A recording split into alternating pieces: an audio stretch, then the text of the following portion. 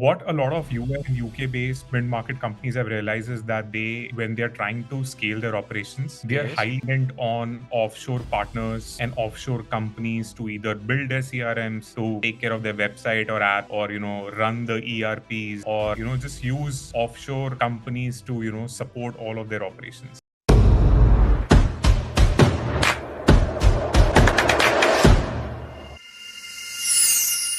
Hey guys, and welcome to the Grow IT podcast.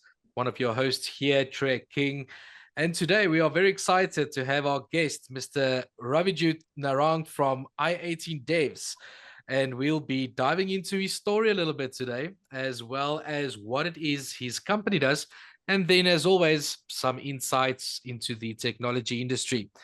So make sure to stick around for this one. But without further ado, Ravijot, if you don't mind to please, well, first off, welcome to the Grow IT podcast. Thanks, Treg. Thanks for the lovely welcome. And then, if It's you don't, I'm if you don't mind, in the same breath, just to kindly introduce yourself, and then tell us a bit about your background and a couple of snippets of your story. Yep. So I think my background in IT starts when I started my career as a data scientist. At that time, I used to work with a What? few US-based organizations, and we used to help them make decisions through data science.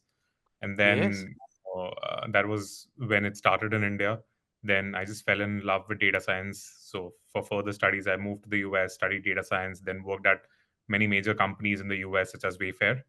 And then I think it was during the COVID time, I was seeing that a lot of the world was becoming remote. Remote working was becoming more recognizable Yeah. through companies. And it just made me question that, okay, why can't I start connecting people from different geographies to companies in US and UK? And that's what led me to start I18 devs in the first place. So it's been 3 years building I18 devs.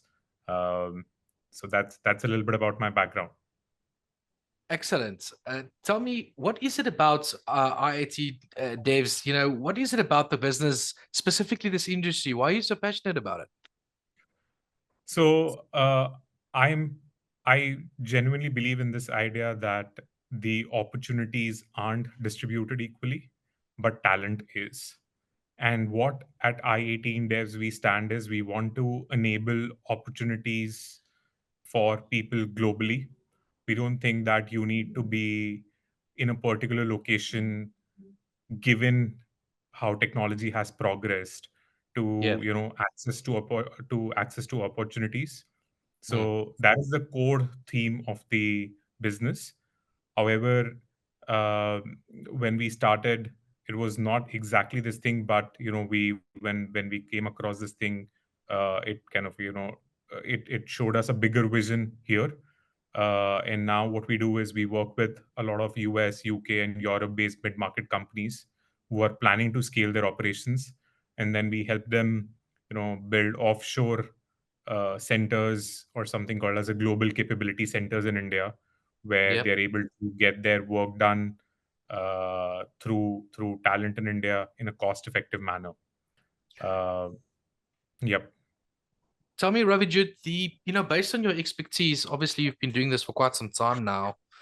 What are the current, just your take on what are the current trends that you are picking up in this industry? Like what what way is the wind blowing these days? Certainly. So, what a lot of US and UK based mid market companies have realized is that when they're trying to scale their operations, they are Yes. highly dependent on offshore partners and offshore companies to either build their CRMs, to take care of their website or apps, or run the ERPs, or just use offshore companies to support all of their operations. Now, what that Mm-hmm. does is that it kind of like loses out their own control what they could have had, and this compounds with years going on, because there's no tribal knowledge getting built internally. It is Yeah. all through external companies that it's being done. So Okay. what companies are now realizing is that instead of being reliant on other companies in India or other offshore locations, what if we could have our own centers over there? to do all of these things which I just mentioned, kind of like, Yeah. build up Yeah. a ERP, CRM, run cloud operations, back offices, and all of that. So I think that is a major trend that we're observing in our industry. And in post COVID, I would say that somewhere between 700 to 800 global capability centers in India have been set up, which employs Jeez, more that's a lot. than 800,000 people in India. What? Uh, and these are primarily only through mid-market companies, not even enterprise. So earlier, GCCs were only restricted to enterprise companies who used to Mm. put up their own center, send their own team to put up a center. But Yes.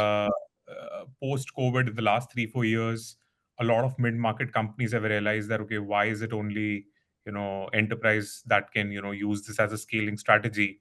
Why can't we do that? And that's where we kind of step in, where we handheld and we enable mid-market companies to build their GCCs in India.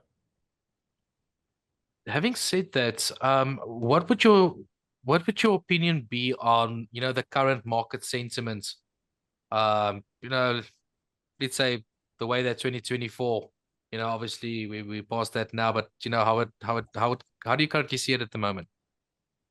So there is a lot of talk these days about AI. Everyone is talking about artificial intelligence It's the on buzzword, every. right? Exactly. On everything, you just put up AI and sell it. However, there is another gold rush which is happening, which is not that talked about, which is GCC gold rush, where Okay. all these companies based in US and UK are saving a fortune by putting up their own centers in India. uh, Yes. typically typically when they were utilizing any offshore company to do the same work, it used to cost them X. Now they've realized that it only costs them 0.4x by putting up a center. So Yeah. imagine if you're a 20 30 million dollar company, and you have about, let's say, 5 million or $7 million spent on all of these offshore services that you are enabling. You're able to save 60% of that. That's $4.5 million of free cash flow, which is about Yes. roughly 20% of your total valuation every year that gets saved, and that gets compounded into your core business. Just for interest sake, is there a lot of companies in the US that run their data centers, offshore to the likes of, let's say, India? Yep, data centers is definitely another opportunity which is being put up in India, given Yeah, that electricity is much cheaper here as compared to the other countries. I didn't know Uh, that. That's very so interesting. and one of the core components which is required in data centers or to run and manage, I would say one of the raw materials that is required to run, data centers is electricity. Yeah. The storage is cheaper, so that also is something that companies heavily rely on. However, I think, uh, I mean, AWS has your GCP has already kind of like taken advantage of those opportunities in the first place. And those perks, right? Yeah. Wow, that's fascinating. I think this maybe be a good time for you to please explain to the listeners, what is it exactly what your company does? Imagine you run a company in the US. You have, you are a mid-market company in the US or UK. You have your entire team in the US, or you are Yeah. using some offshore or nearshore provider to provide you talent to do the work. Yeah. Either if you have only onshore talent, then your costs are very high to deliver to your customers, because talent in US is very expensive. Mm, mm. Uh, or if you're dependent on another IT services company or a offshoring company, then you're losing out on control of your own operations. We come into the place, we try to understand a company, and we help them reduce overall their talent payroll cost by up to 43 to 60%, through Well, the power of building global capability centers. that is fascinating. The so in a nutshell, You save companies a lot of operational cost. Yes, we are able to typically with the company, it has to range from 43 to 60%. Yeah. So we typically help, companies save 43 to 60% through building their global capability centers in India. If you don't mind, can you possibly give an example of, like for obviously you don't need to mention obviously the company's name, but an example of a customer that a client of yours where a bit of a success story of how you guys managed to assist that business. Certainly. So there was a Oracle services company with whom we were working, and they had all of their delivery operations in the US itself. Yeah. Uh, One of the major challenge was that the delivery overhead costs were very high because all of the talent was in the US, and in past when they had offshore their operations, they always had terrible experience. So we stepped into their office. We tried to understand that, okay, what all, how many projects do they deliver, what is the what is the current cost of delivery of those Oracle projects, Yeah. what is the timeline that it takes, and what all other operational staff do they have. Then we suggested them that, okay, instead of having a delivery center purely in the US, they could also put up a supportive delivery center in India that helps their major delivery teams in the Oracle. So, and we help them understand the cost arbitrage that they would have because of having a support delivery center in India. And Yeah. I think within 6 to 8 months, we were able to, slash their cost by up to, I think, 47% of the delivery, because now Yeah. they only had the delivery leaders over there, and we Yeah. had their entire staff and management be placed in India, which was supporting the delivery leadership in the US. So that was a a case study of a company with whom we had worked with. Yeah, I can. There's actually quite a lot of value points that you've mentioned there. If you could, from your end, what would you say is the most significant value, that your company brings to the table?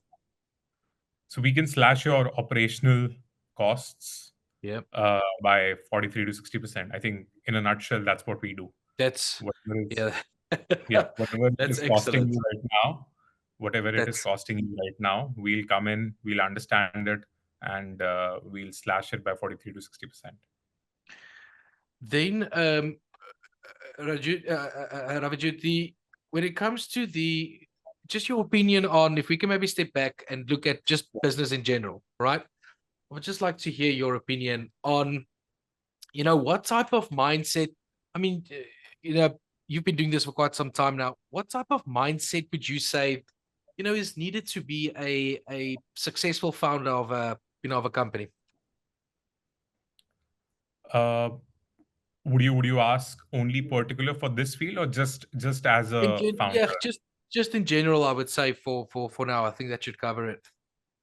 Uh, I would say, I mean, it's thrown on. It's already thrown out a lot, but I think it has to be persistence and ability to take failures. Uh, and just keep going when you keep failing. To not kind of like Want to stop. give I up? think, Yeah, yeah, I think the urge to quit is very high in when you are starting a new business. If you can keep postponing that urge yeah. and not give up, you just might get lucky. Get what you say. That's good advice. The To latch on to that, if one should mention a couple of things that you've learned, in your career up until now, if you could give some advice to let's say the younger generation wanting to enter the market business world as an entrepreneur or a founder for that matter. If there may be one or two things that you don't mind to share on, things that you've learned. Certainly. So I think first, before starting your own business, I think it's or assuming any leadership position, I think it's very good to be a good follower. Yeah, So if you plan to become an entrepreneur, go work under one. Try to understand how do they think, How do they call their shots? What is their decision making criteria? How do they choose which business to get into? And instead of making all of those mistakes by yourself, go work under one and learn from someone who's already made those mistakes. Life is short, so I think you don't want to make all the mistakes on your own time and cost payroll. Own So account. Yes. it's much better Uh, if you work first for an entrepreneur and mm. absorb everything, and then take the leap to start on your own. Look, I need to thank you for coming on today. You've provided us with such good insight. I can understand why your business is doing so well. That's that value we spoke about earlier, especially when it comes to the operational cost saving. I think that's definitely something a lot of people will take note of, after they've listened to this podcast. Tell me, where can because I believe you guys have offices you've got two different offices in the States. Yes, We've got Yes. got an office in Boston, another one in India. And then, if you don't mind, where can the listeners, where can we get hold of you guys? Uh, so I think on web you can just search by www.i18devs.com. That's the website of our business. And then Yep. I think I'll share with you the LinkedIn and the Twitter profiles about of me and the business, which you can kind of like put it into the show notes. Excellent. Thank you so much for coming on. All the best. I hope you guys only grow from strength to strength. Thank you. It was a pleasure, right?